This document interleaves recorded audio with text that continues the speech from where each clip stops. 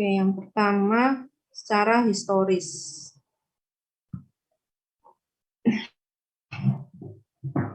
Ini sudah pernah saya singgung ya di pertemuan pertama ya untuk segi historis. Istilah Pancasila itu ditemukan di pertama kali itu di mana ya. Jadi dari segi historis istilah Pancasila ini pertama kali ditemukan dalam kitab agama Buddha. Di sini ada istilah Pancasila yang artinya 5 aturan kesusilaan atau 5 moral principle ya, yang harus ditaati.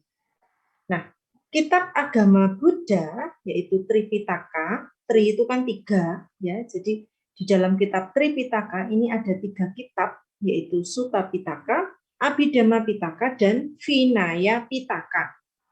Nah, di dalam kitab Vinaya Pitaka ini terdapat 5 larangan-larangan yang harus dihindari oleh pemeluk agama Buddha. Apa saja larangan-larangan itu? Yang pertama adalah menghindari pembunuhan. Kalau dulu ya sebelum ada hukum nasional seperti hukum KUHP ya, membunuh itu kan hukumannya dibunuh ya. Sebentar ya, ada telepon sebentar. Iya ya.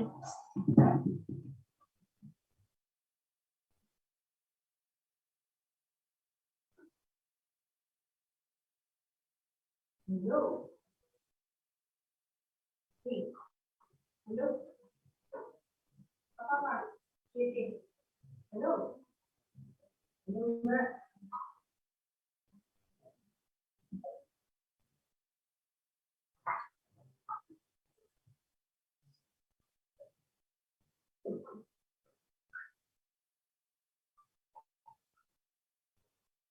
Halo.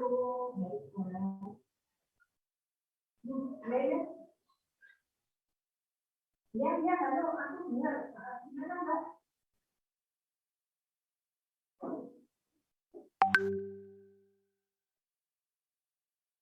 Oke, sama ini enggak? Oke, oke, Mbak. Oh iya, iya, iya, saya kirim sekarang. Oke, iya, makasih. Ya, ya. Oke, saya lanjutkan. Tadi yang pertama adalah menghindari pembunuhan. Ya, kalau dulu orang membunuh itu hukuman yang diterima apa? Dibunuh ya, karena kan belum ada undang-undangnya seperti itu. Nah, kalau sekarang itu orang membunuh hukumannya berapa tahun? Ada yang tahu nggak, Mas Herjuna? Tahu nggak, Mas? Kalau sekarang orang membunuh itu diancam dengan hukuman berapa tahun? 12 tahun. Berapa 12. tahun, Mas Herjuna? Hah? 12. 12 tahun. Diatur di mana? Enggak tahu. Nggak tahu. Ada yang tahu nggak? Ngawur aja, Bu. Ngawur. Jangan toh. Oh iya. Diatur di mana? KUHP. KUHP, Kitab Undang-Undang Hukum Pidana. Ya, ancamannya berapa lama? Ancamannya adalah 15 tahun itu untuk pembunuhan yang biasa. Pembunuhan biasa itu gimana toh, Bu? Pembunuhan biasa itu misalnya bertengkar gitu ya. Bertengkar terus pukul-pukulan, ada yang memukul pakai benda tumpul, pakai kayu atau apa dan akhirnya meninggal. Nah, itu pembunuhan biasa, ancamannya 15 tahun penjara. Tapi kalau pembunuhan berencana, kalian tahu kasus yang kopi sianida 5 tahun yang lalu ya, mungkin kalian masih SMP. Tahu nggak? Pernah dengar nggak?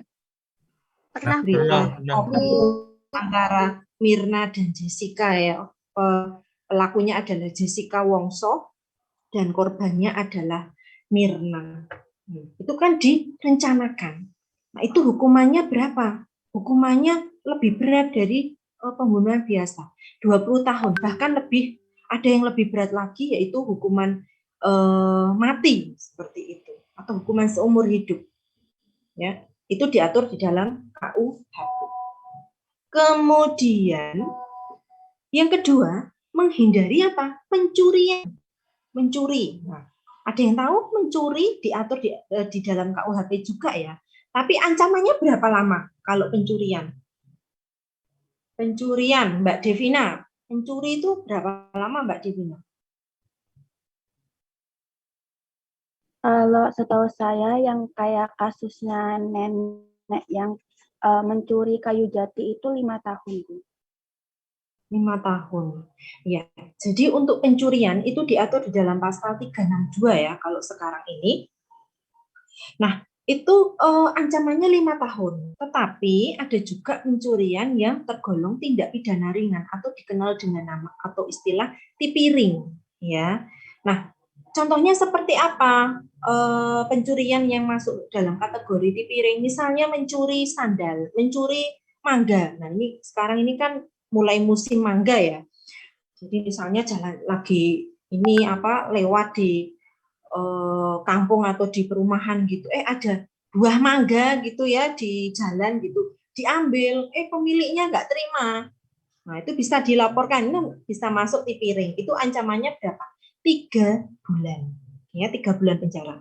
Tetapi apakah semua hakim itu memberikan hukuman penjara 3 bulan itu, Bu? Tidak. Ya, dilihat dulu latar belakang mencurinya seperti apa. Ya, mungkin kalian juga pernah melihat berita di televisi ada seorang nenek yang diadili karena mencuri pisang. Pernah nggak? Pisang atau mencuri kayu atau mencuri singkong gitu, ya. Tapi hakim hanya memberikan hukuman percobaan. Hukuman percobaan apa sih? Seperti apa sih hukuman percobaan? Nah, hukuman percobaan itu nggak dipenjara. Ya, misalnya ada ini kasus real ya. Jadi ada nenek-nenek yang mencuri pisang. Ya. Kemudian hakim tidak serta-merta terus memvonis penjara 3 bulan. Enggak, tapi dilihat dulu kenapa si nenek ini mencuri pisang. Ya. Jadi kenapa si nenek ini tuh mencuri pisang? Oh, karena dia nggak punya uang karena kelaparan akhirnya mencuri pisang untuk dimakan sendiri. Gitu. Ya, akhirnya si hakim memvonis percobaan 3 bulan. Percobaan itu apa? Dia tidak dipenjara, tapi wajib lapor. Ya. Nah, dalam waktu 3 bulan ini dia tidak boleh mengulangi perbuatan yang sama, mencuri.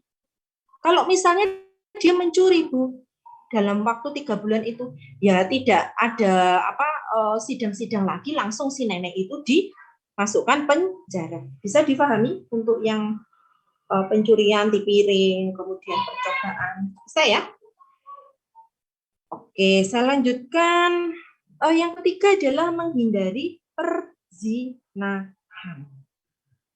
Ada yang tahu definisi perzinahan itu apa?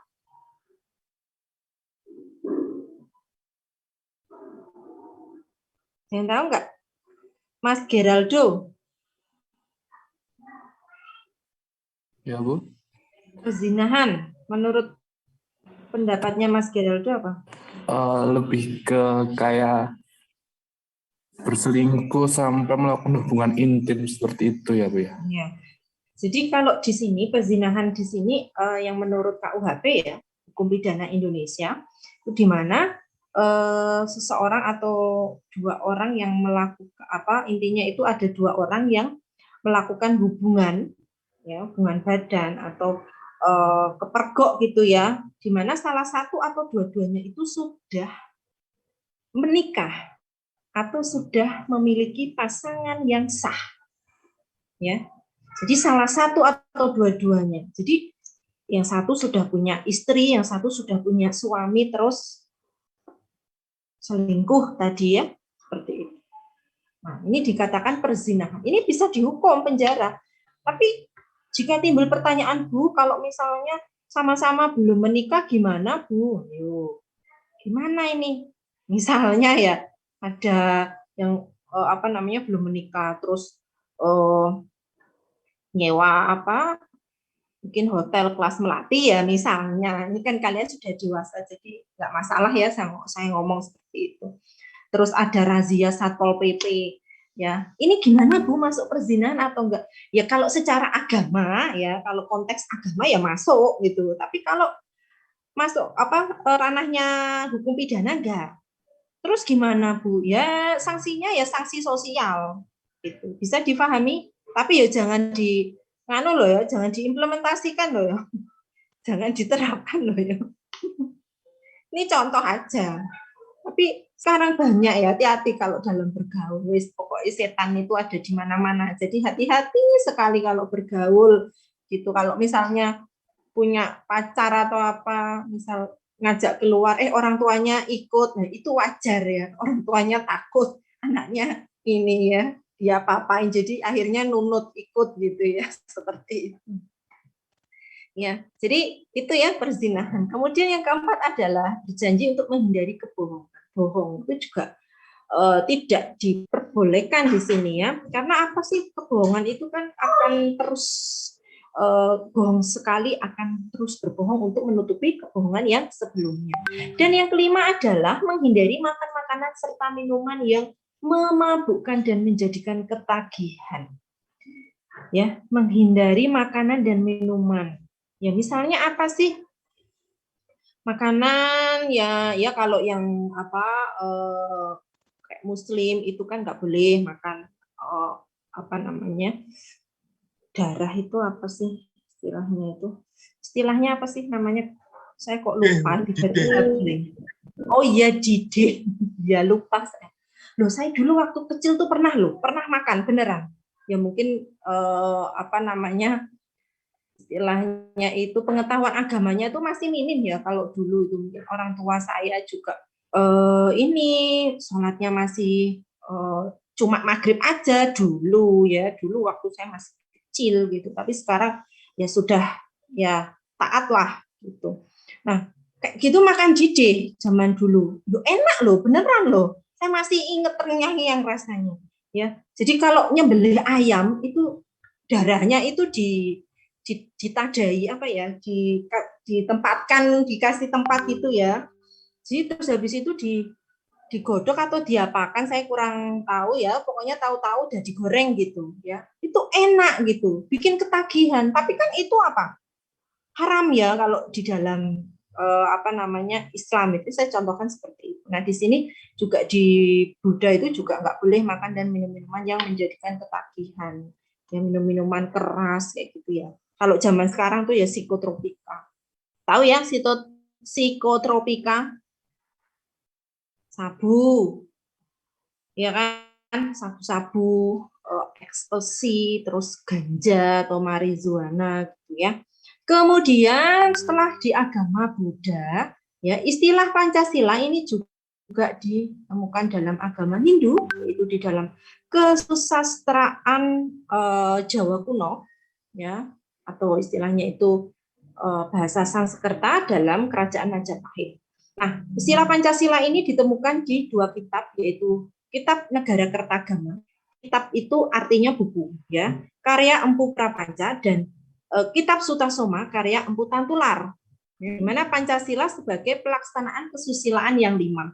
Nah, di dalam Kitab Sutasoma ini juga terdapat 5 larangan-larangan yang harus dihindari oleh pemeluk agama Hindu.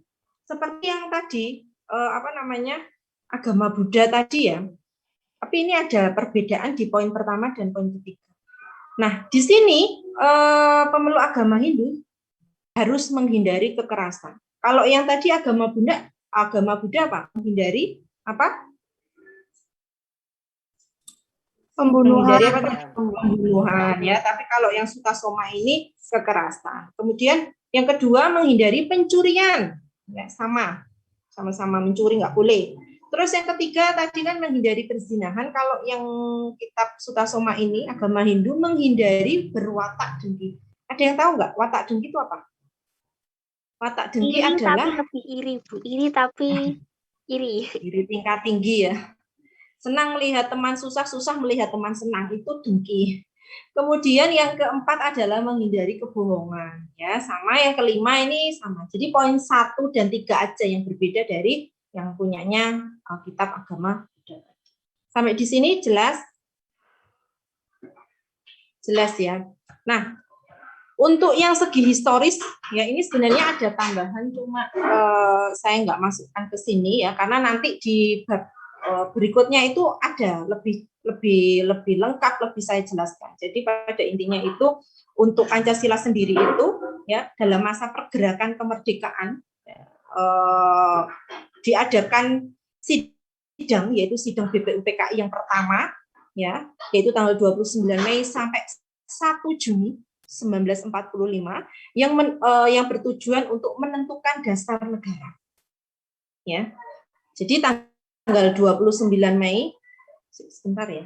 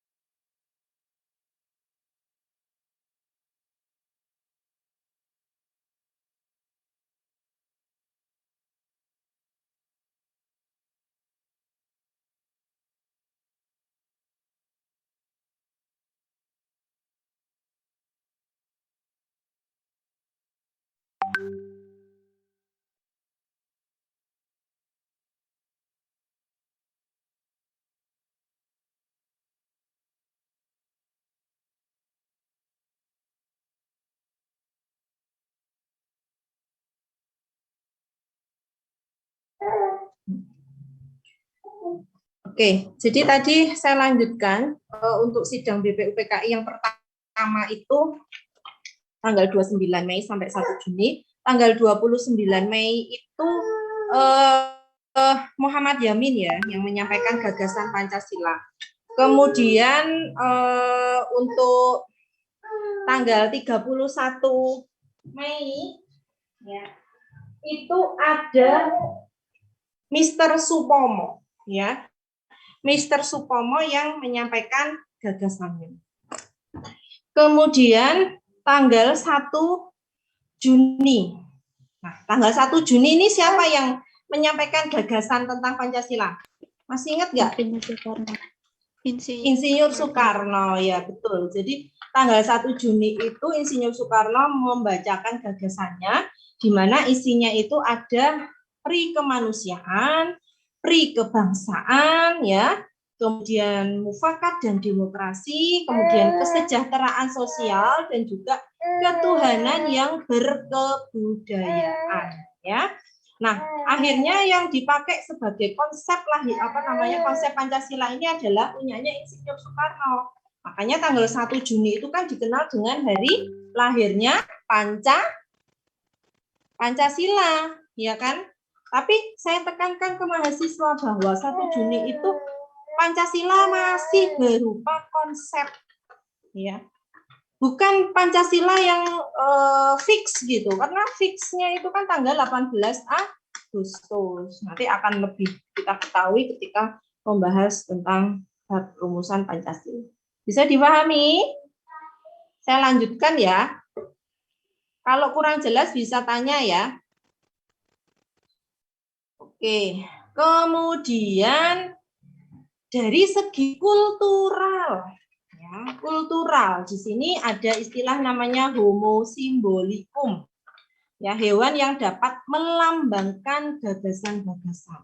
Contohnya apa? Yaitu lambang negara Indonesia, yaitu burung Garuda atau kita kenal dengan Garuda Pancasila.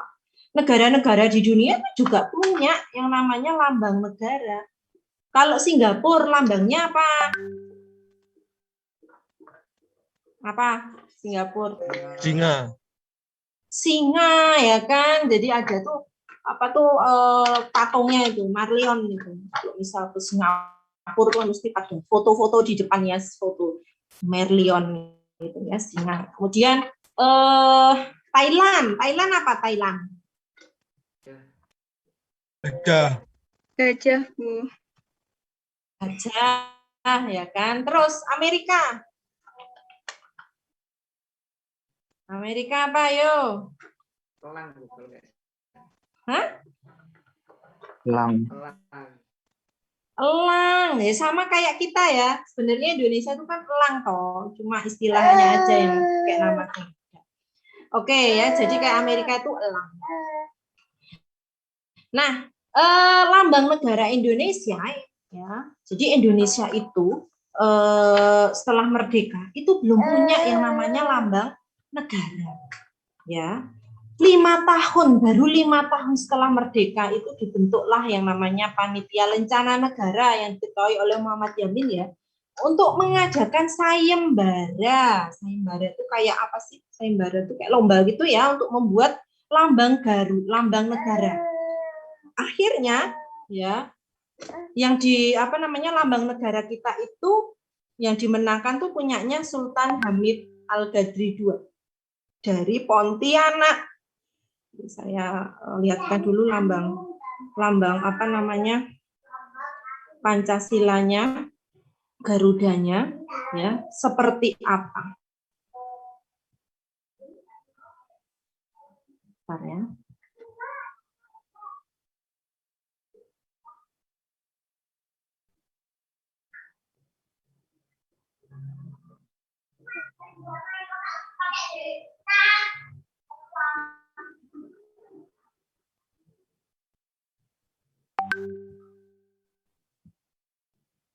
Nah, ini kalian sudah belum saya share screen ini.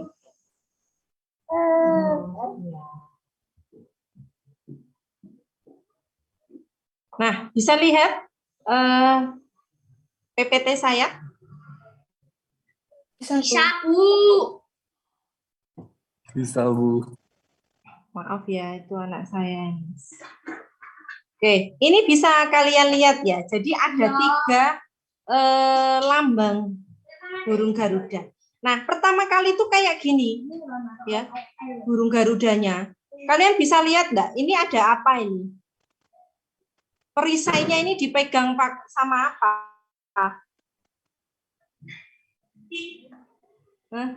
Sama apa itu? Bisa lihat? Ada tangan ya? Perisai di tengah-tengah itu loh. Kayak ada tangan yang Tangan ya?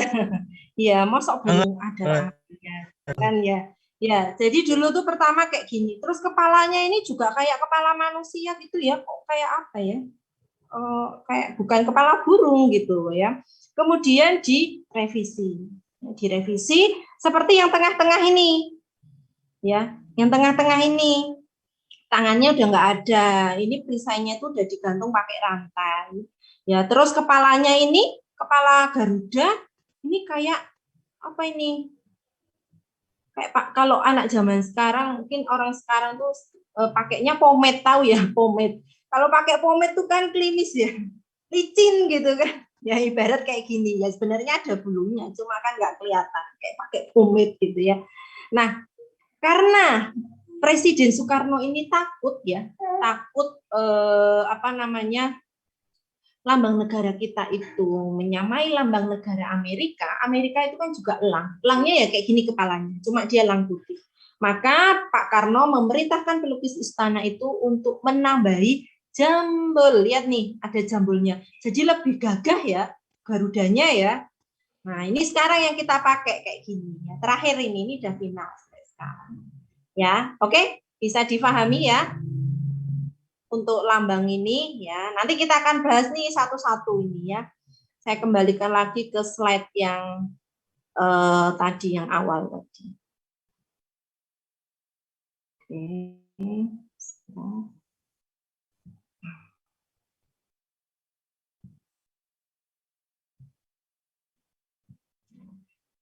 Oke, saya lanjutkan ya. Jadi tadi burung garuda lambang negara itu karangannya hasil karya dari Sultan Hamid Al-Aqadri. Kemudian ya pemerintah mengesahkan lambang negara tersebut dengan diterbitkannya PP. PP itu apa? Peraturan Pemerintah nomor 66 tahun 51. Ya, di mana lambang negara ini dibagi menjadi 2 bagian. Yang pertama, kepala burung Garuda ini menengok lurus ke arah kanan. Kenapa kok kanan? Mbak Syifa, kenapa Mbak kok kanan, Mbak? Kenapa kok nggak kiri atau atas gitu ya, atau bawah gitu ya? Kenapa? Kurang tahu. Nggak tahu. Ya, jadi kalau kanan itu kan identik dengan kebaikan ya, dengan kebijakan. Ya, tapi kalau kiri itu kan identik dengan sesuatu hal yang jelek gitu ya. Kalau ke atas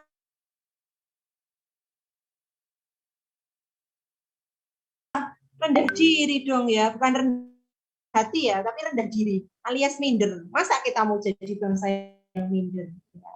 Janganlah gitu ya. Jadi ya paling tepat itu ke arah yang kanan ya. Kemudian perisai itu yang tadi di tengah-tengah tadi ya, yang isinya ada simbol-simbol Pancasila, sila Pancasila. Perisai berupa jantung ya, digantung dengan rantai pada leher. Kemudian ada semboyan yang ditulis di atas pita yang dicengkram oleh kaki Garuda tadi. Tulisannya apa? Ayo, ada yang tahu nggak? Bhinneka Tunggal Ika. Bhinneka Tunggal Ika. Iya, Bhinneka Tunggal Ika.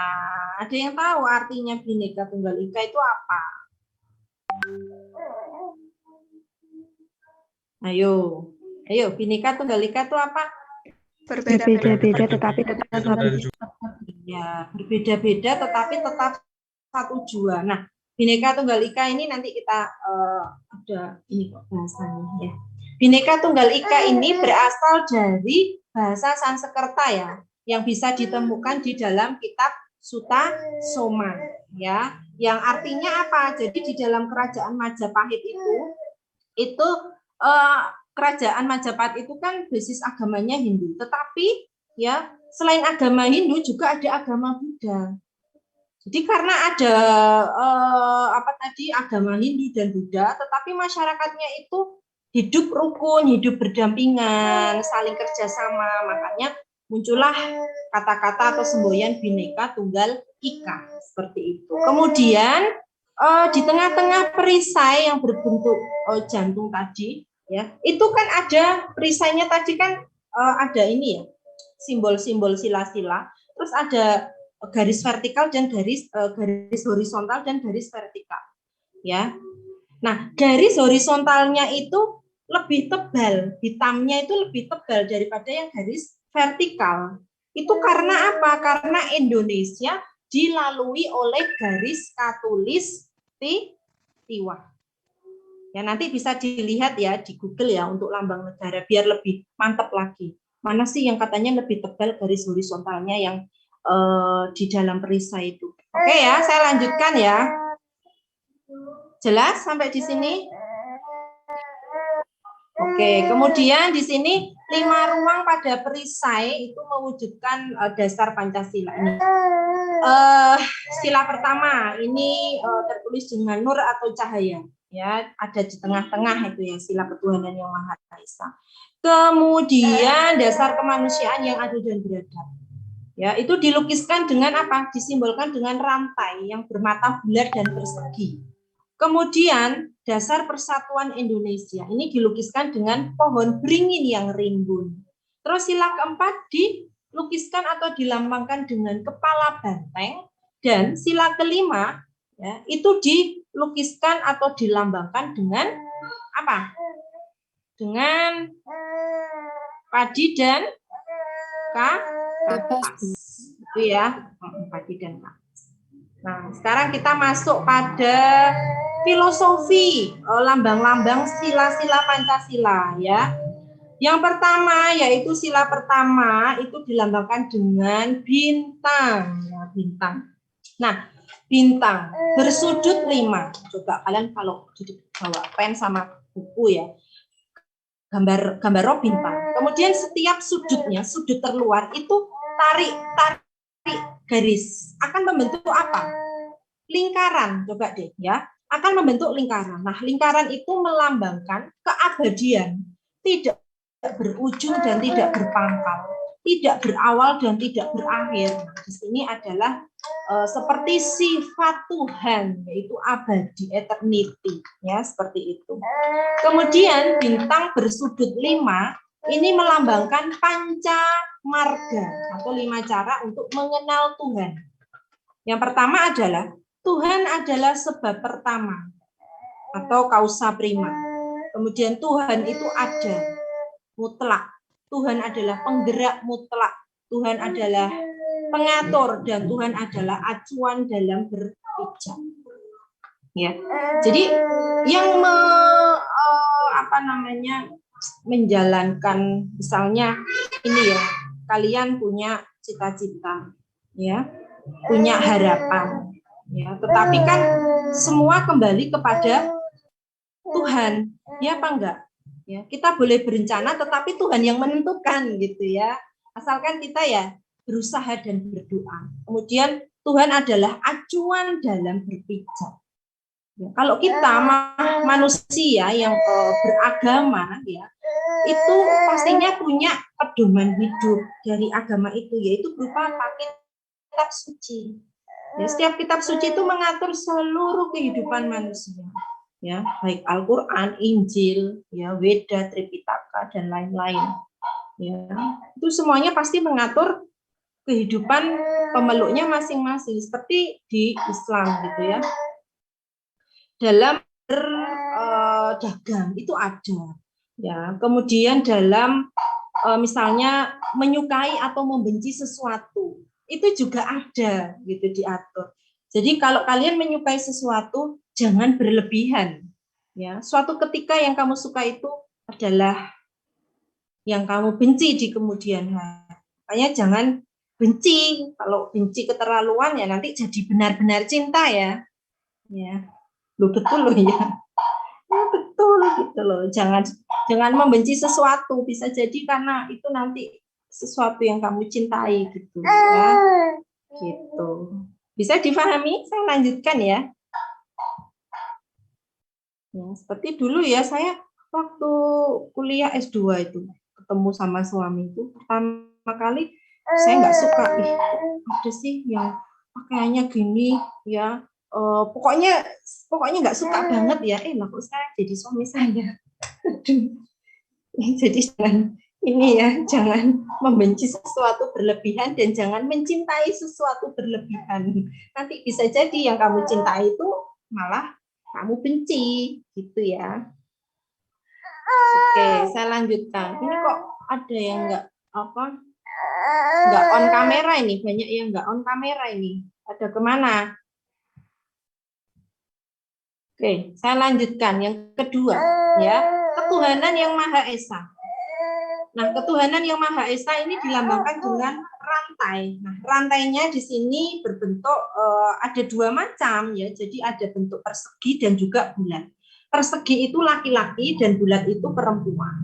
Nah, dalam tinjauan filsafat Pancasila, ya, manusia itu memiliki sifat berpasang-pasangan, ya, yang disebut sebagai makhluk monopluralis. Nah, hakikat makhluk monopluralis itu ada 4.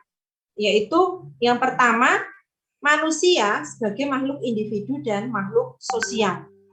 Ya, kemudian yang kedua, ya, manusia itu adalah makhluk yang bebas merdeka, sekaligus sebagai makhluk Tuhan.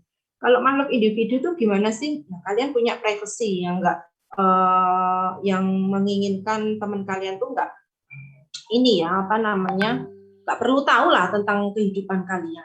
Kemudian apalagi? Hubungan kalian dengan Tuhan itu kan privacy sebagai makhluk individu. Ketika punya masalah, ya ketika punya keluhan, ya minta sama Tuhan untuk dimudahkan segala urusannya, dilancarkan seperti itu. Kan itu yang tahu kan kamu sama Tuhan.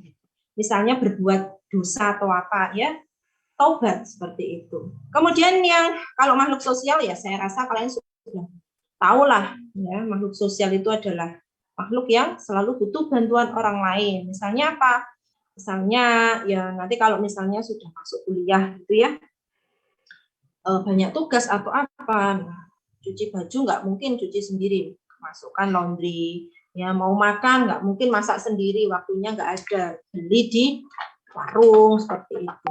Kemudian yang kedua, hakikat kedudukan manusia sebagai makhluk yang bebas merdeka sekaligus sebagai makhluk Tuhan. Makhluk yang bebas merdeka itu seperti apa? Ya kita manusia itu punya yang namanya HAM ya, hak asasi manusia itu kan punya kemerdekaan ya seperti itu. Tetapi meskipun kita itu bebas ya, tetap kita harus ingat bahwa kita adalah makhluk Tuhan. Seperti itu. Kemudian yang ketiga, hakikat susunan manusia ini terdiri dari laki-laki dan perempuan ya, dan juga tersusun dari jasmani dan rohani ya, jasmani dan rohani. Jadi kalau tinggal jasmaninya saja ya berarti ya sudah jadi mayat dan meninggal. Kemudian yang keempat, manusia itu memiliki kebutuhan material dan non material. Kebutuhan material itu apa contohnya? Kebutuhan material adalah sandang, pangan, dan papan. Terus kalau yang non material, kesehatan itu kan non material tuh, ya, kesehatan, kasih sayang, ya, kebahagiaan itu kan kebutuhan non material, tidak bisa dinilai dengan uang, kayak gitu. Bisa dipahami sampai di sini? Saya lanjutkan. Sila ketiga ya, Persatuan Indonesia. Ini dilambangkan dengan pohon beringin. Nah, kenapa kok pohon beringin? Ya, pohon beringin itu kan pohon yang ini ya, kalau usianya itu sudah lama tua, seperti di Yogyakarta. Mungkin tahu ya kalian di alun-alun Yogyakarta itu pohon beringnya itu kan besar, terus akarnya menjalar kemana-mana, kemudian rimbun gitu ya. Nah, di situ menggambarkan bahwa Indonesia itu terdiri dari berbagai macam atau beraneka ragam agama, suku, budaya, bahasa, dan lain-lain.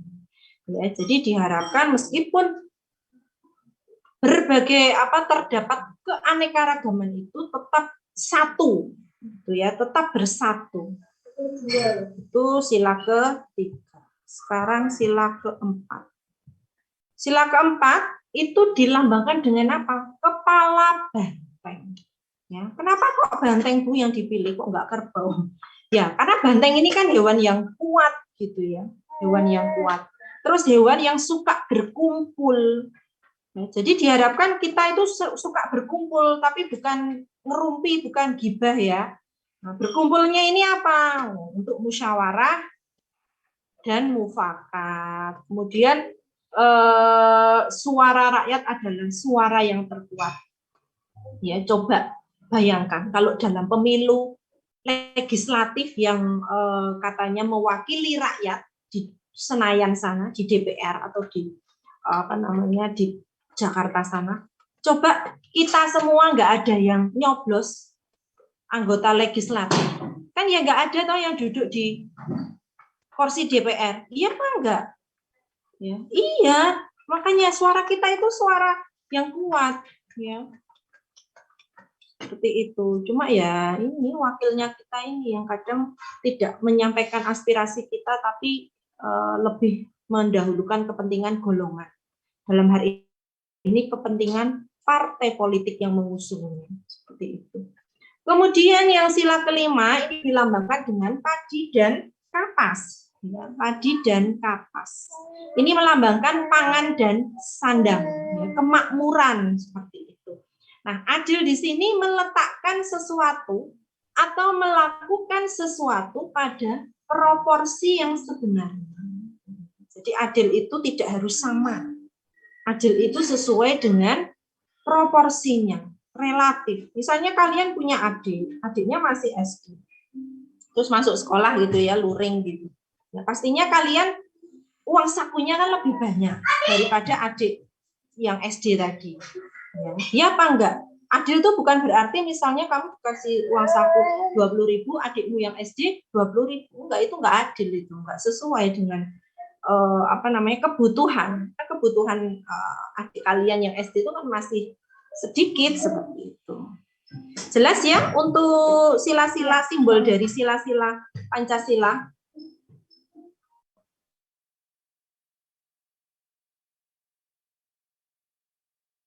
Oke, saya lanjutkan di sini. Pancasila ditinjau dari segi yuridis. Ya, yuridis ini hukum, gitu ya.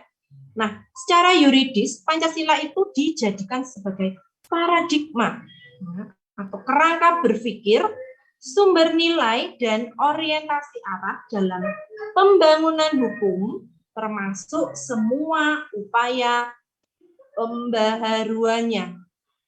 Ya, pembangunan hukum itu apa toh Bu? Pembangunan hukum ini ya membuat undang-undang, peraturan gitu ya. Terus kalau upaya pembaharuannya apa Bu? Ya kalau undang-undangnya wis tinggalan zaman sesuai dengan kondisi saat ini harus direvisi ya, harus direvisi, harus diubah seperti itu. Nah, Pancasila sebagai dasar negara ini berkonotasi yuridis dalam arti melahirkan berbagai peraturan perundangan yang tersusun secara bersumber darinya. Kalian bisa lihat ini enggak? Tulisan saya ini. Ini peraturan perundangan yang tersusun secara hierarkis. Nah, semua aturan ini itu bersumber dari Pancasila. Bisa lihat?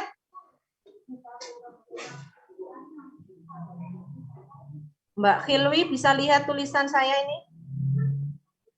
Bisa, Bu. Oke, jadi ini peraturan perundangan di Indonesia yang tersusun secara hierarkis. Mulai dari yang tertinggi sampai yang terendah. Yang tertinggi ini diduduki oleh Undang-Undang Dasar 1945.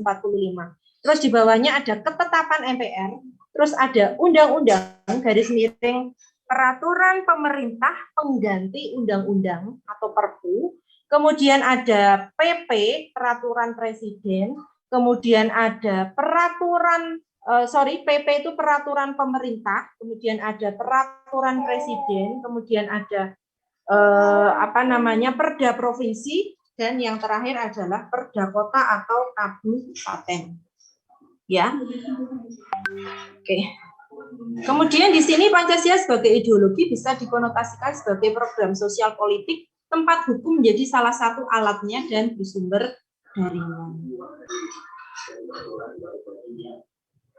Nah, Pancasila sebagai paradigma dalam pembaharuan hukum. Ya, ini bisa dipandang sebagai cita hukum maupun sebagai status fundamental norm. Sebagai cita hukum ini memiliki dua fungsi, yaitu fungsi konstitutif maupun fungsi regulatif. Nah, fungsi konstitutif ini menentukan dasar suatu tata hukum yang memberi arti dan makna bagi hukum itu sendiri. Sehingga tanpa dasar yang diberikan oleh Pancasila itu, hukum akan kehilangan arti ya dan maknanya sebagai hukum. Kemudian fungsi regulasi. Ini menentukan apakah suatu hukum positif itu sudah adil atau belum. Ada yang tahu hukum positif itu apa sih? Hukum positif adalah hukum yang saat ini berlaku.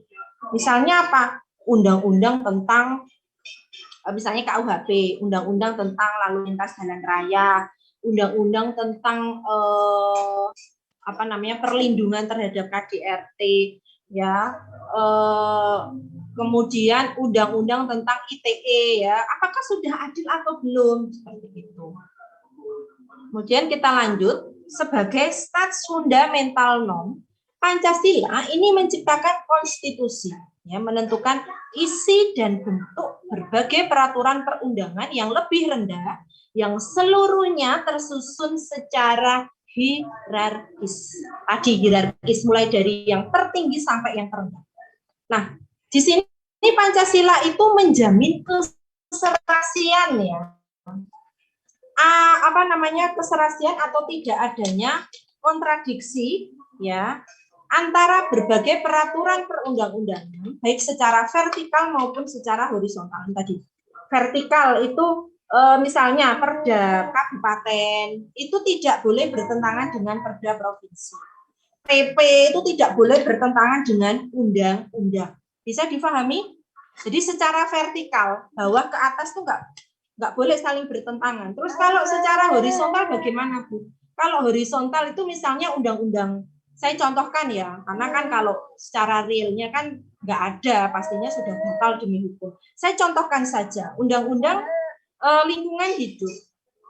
Ya, itu menyebutkan bahwa pelaku tambang atau pengusaha tambang itu harus membuang limbah di tempat yang disediakan gitu. Kemudian contoh yang yang satunya undang-undang tentang pertambangan menyebutkan bahwa pelaku tambang boleh membuang limbah di sembarang tempat. Ini kan sangat kontradiktif. Ya. Kalau undang-undang lingkungan hidup kan benar-benar ada amdalnya analisis mengenai dampak lingkungan. Nah, ini bagaimana? Ya berarti undang-undang tentang pertambangan itu harus dibatalkan gitu ya. Harus batal gitu. Bisa difahami karena kan bertentangan dengan undang-undang lingkungan hidup.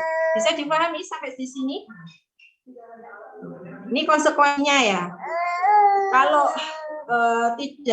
tidak serasi atau terjadi pertentangan antara satu norma hukum dengan Pancasila, ya berarti ini terjadi inkonstitusionalitas, ya, dan ketidaklegalan, ya. Makanya norma hukum yang lebih rendah ini harus batal, ya, dan harus dibatalkan demi hukum. Ya. Ini terakhir segi filosofis, ya. Dari segi filosofis ini ada 4 sebab atau 4 kausa. Ya, lahirnya Pancasila ya sebagai dasar negara. Yang pertama adalah kausa materialis. Masih ingat ya objek material dari Pancasila yaitu keanekaragaman yang ada di Indonesia, baik budaya maupun nilai religius atau agama. Kemudian kausa formalis ya, sebab berupa bentuk dari Pancasila. Ya, ini gagasan Pancasila yang diusulkan oleh Bung Karno kemudian direvisi oleh Panitia 9 ya, yang dikenal dengan Piagam Jakarta. Kemudian kausa efisien, ya, ini sebab berupa kerja yang menjadikan Pancasila yang semula itu masih konsep dasar negara ya, dan akhirnya menjadi dasar negara. Yang waktu itu disempurnakan oleh PPKI tanggal 18 Agustus. Dan yang terakhir kausa finalis, ini sebab asal mula tujuan dirumuskannya Pancasila adalah untuk dijadikan dasar negara. Ya. Sudah selesai untuk bab 2. Barangkali ada pertanyaan atau mungkin sudah jelas apa yang sudah saya sampaikan. Insya Allah nanti saya kirim materinya sampai bab keempat ya, sampai filsafat. Ke Ronald ya, nanti Ronald biar di-share ke grup ya. Mas Ronald mana? Mohon izin menjawab Bu, kalau di grup yang udah dibikin nggak? Ya wes kamu ini aja Ronald di kamu WA dulu di grup itu ya, karena grup saya ini banyak sekali jadi nyari itu kadang bingung ya. Jadi kamu pancing dulu biar nanti saya kirim ke situ. Ya. Oke. Nanti langsung di chat gitu. Oke ya. Kalau gini kan grupnya tambah banyak ya, makin banyak ya. Mungkin kalau kalian nggak terlalu banyak ya. Kalau saya grup anak-anak itu sekolah SD itu udah anak 2 udah berapa? Satu kelas udah berapa grup? Sampai ngeheng HP-nya. Ada pertanyaan nggak? Apa sudah jelas yang saya sampaikan tadi? Sudah? Nih wis ngantuk ini. Wis kalau sudah ya tak akhiri aja ya. Silakan tidur-tidur dulu kalau mau ada kuliah lagi. Ya, habis ini masih ada kuliah lagi nanti jam 2. Jelas? Kalau kurang jelas ya bisa ditanyakan di grup ya. Kalau misalnya saya ada pertanyaan ya silakan. Itu. Ya wis, kalau gitu saya akhiri kuliah hari ini ya. Selamat siang. Assalamualaikum warahmatullahi wabarakatuh. Waalaikumsalam warahmatullahi wabarakatuh. Terima kasih. Assalamualaikum warahmatullahi wabarakatuh. Terima kasih, Bu. Sama-sama.